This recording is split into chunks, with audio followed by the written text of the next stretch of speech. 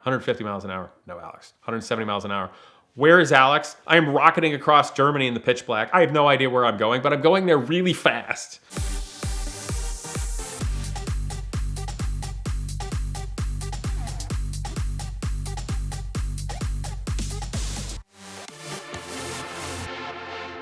There was one day when I came down south to see Ed and hang out here at VINwiki in Atlanta, and I was going to buy the cheapest air-cooled 911 slope nose in the country at the time, like $35,000. And I'm like, I shouldn't buy any more cars. This is crazy. And Ed goes, Casey, there's an orange gated manual Murcielago for sale in Germany, US spec car.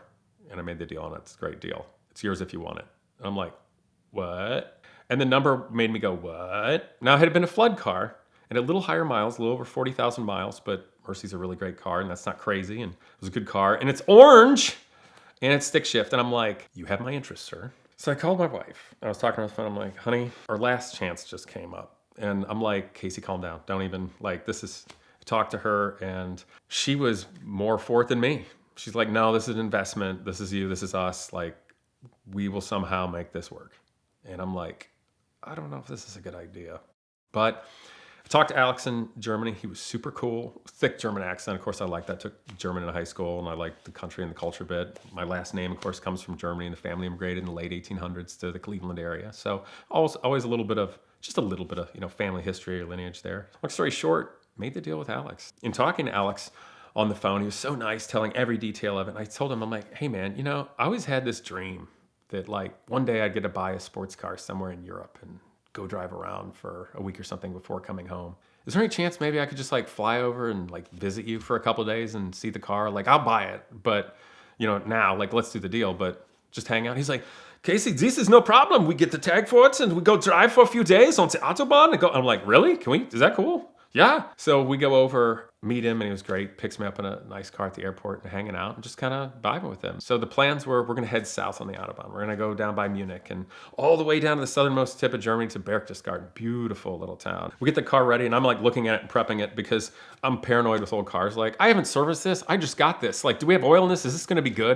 So we get on the Autobahn, in the morning we're going to go. And I'm kind of like nervous because like, I want to be nice to the car, but I want to have fun. And we're going to drive this thing a long way for the next few days. So I'm just like, please be good, car. Please don't blow up or something, And so we go to a beautiful European bakery and get chocolate croissant and cappuccino and stuff. We go to get on it. And we go to drive it. I'm driving my Murcielago with a new friend, driving it. We get on the Autobahn and I'm looking.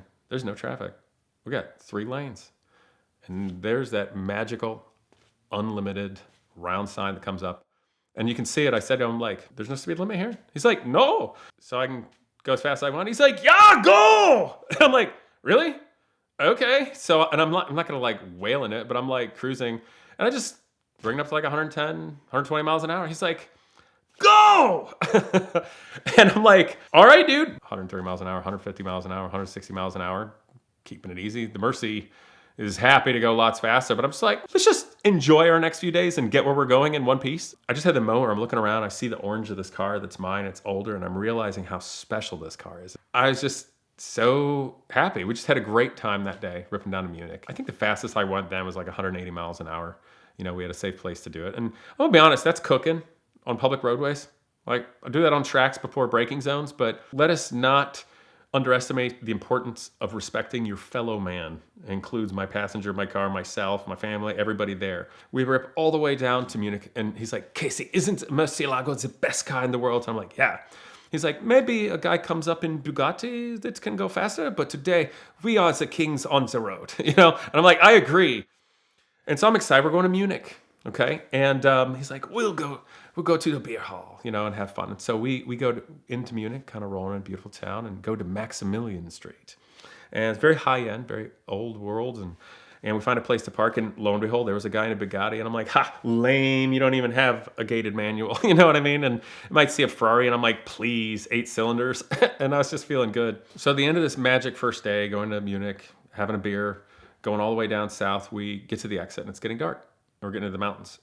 Now, the Murcielago, a couple of things. It was starting to fog up in it a lot because I'm really paying attention.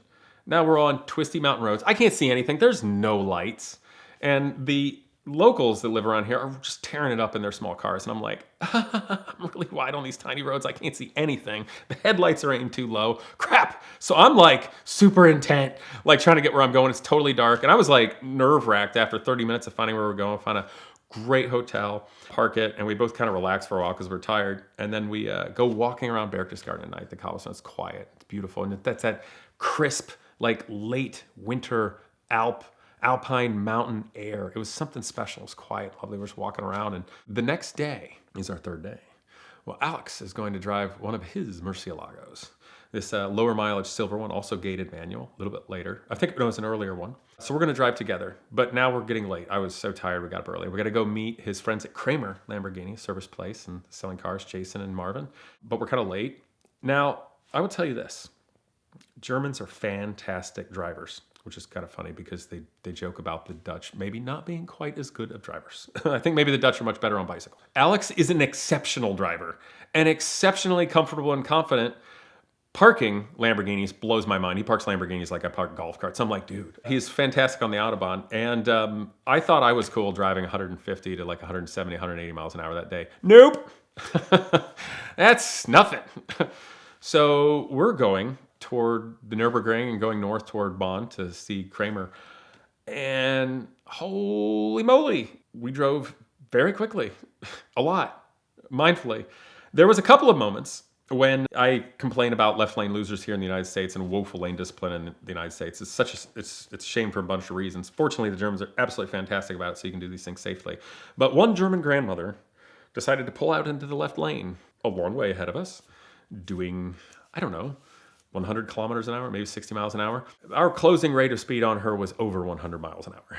And I quickly realized why the early Murcielagos, they upgraded the brakes thereon. Because you try to slow down quickly from 180 miles an hour to 60, and it's a lot. I said some choice words, and everything was fine.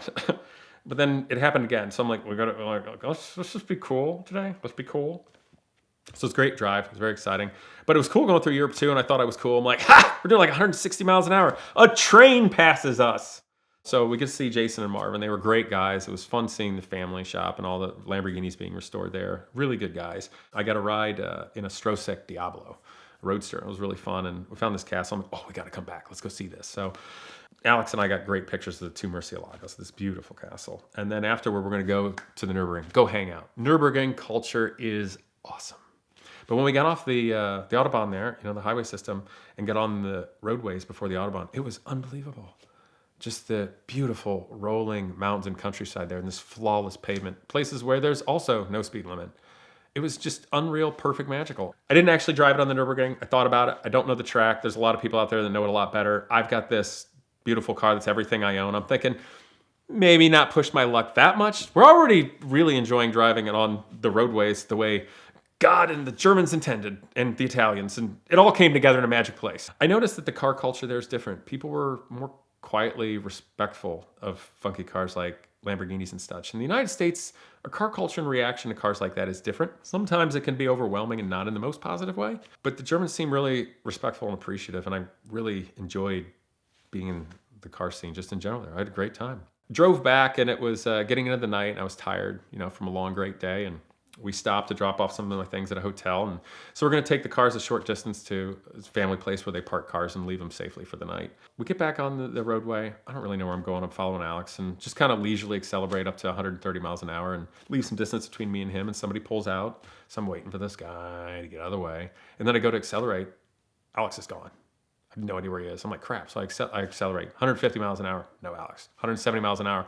Where is Alex? I am rocketing across Germany in the pitch black. I have no idea where I'm going, but I'm going there really fast. Now that day, I hit 196 miles an hour. Just driving, just cruising. It was more than cruising, but it was a safe place we did it. It was very fast. I didn't realize this, but Alex decided, well, it's not a perfect day unless you see what the Murcielago can actually do. And I'm like, I see the town. I go to get off. I'm like, if I can just find the church, I'll know where I'm going. And I see blinkers way in the distance, and he's already pulled over with the door open waiting for me. Dude just punched. It was doing like 210 miles an hour the whole way, which is an interesting thing. I learned something about the Murcielago. This is a special thing I don't think many people get experience. We look at numbers, 0 to 60s and top speeds and things like that. Top speeds on cars generally are always because they're horsepower and drag limited. not the Mercy. You run out of 6th gear. There's no more gear left. If it was geared differently, and I don't think it should be, I think it's perfect the way it is. If it was geared differently, I know it would do quite a lot more than 210. It might even do more than 220. The other thing I learned is they're not all created equal. Some are actually faster than others. They were all hand-built engines. And mine has an aftermarket wing on the rear, which slows cars down at big speeds a lot. Let's be real. And he had a really nice, perfect, low-mileage car, identical to the one I have. But I could outpull him over 180 miles an hour, even dragging that big wing. I got fortunate. Mine happened to have that extra happy, powerful soul. It was just such a wonderful time. I love the culture. I love the people. And when you're little kids, you know what the Autobahn is. And you think about Ferraris and Lamborghinis and you talk about, wouldn't it be amazing to do this? The dream is real with the Autobahn. It's a very special place. The Murcielago is more than I ever imagined it could be. And for that week in Germany, all of the life dreams came together in one awesome reality. Made a new friend, got an amazing car. Caramel is the perfect hack for any private party vehicle transaction. They'll make your deal run faster, safer, and smoother than you ever thought possible. And Caramel works with any buying or selling platform because they step in after you've made a deal to take care of all of the paperwork for the transaction and also all the forms and paperwork that you need with any DMV in any state to get your car registered and titled. They protect both buyer and seller by safely verifying identities, and they connect to both bank accounts so that you don't have to worry about wire transfers, certifying checks, and all the other risks that usually go with a private party transaction. And for a limited time, Caramel is free to both buyers and sellers. Of course, you can add things like shipping and protection packages and things like that, but all of that is optional. So check them out now at drivecaramel.com or at the link in the description below.